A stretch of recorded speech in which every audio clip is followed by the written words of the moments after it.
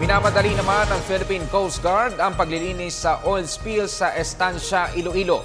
Narito ang ulat ni Noel Perfecto.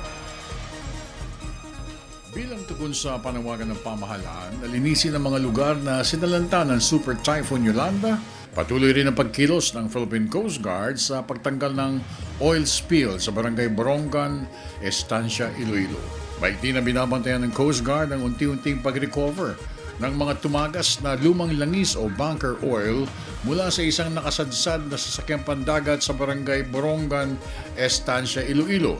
Ayon kay Coast Guard spokesperson Commander Arman Balilo, tinatayang 151 tangke ng langis na at 60 tonelada ng tumapo na langis ang nayalis na ng Coast Guard.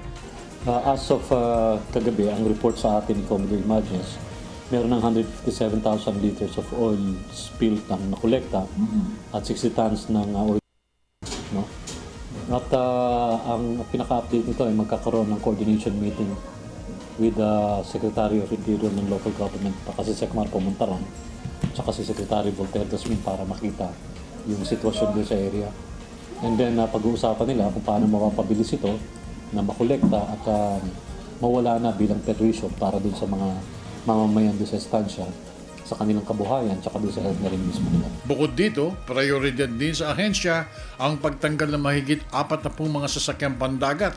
Kasama na rito ang mga oil tankers, barges, fishing boats, fishing vessels at ang mga maliliit na bangkang pangingisda ang nakasadsad o nakataob sa pampang ng Tacloban, Eastern Samar, Cebu, Palawan noong pang kasagsagan ng bagyong Yolanda. Naikipag-coordinate pa rin ang Coast Guard authorities sa mga may-ari ng shipping vessels para sa lalong mapabilis na aksyon hinggil dito. 42, lahat yung mga nagkaroon ng problema dun sa area, Tacloban, Samar and plus sa Cebu at hanggang sa Palawan. Pero wala pa tayong breakdown kung ilan talaga bawat lugar na.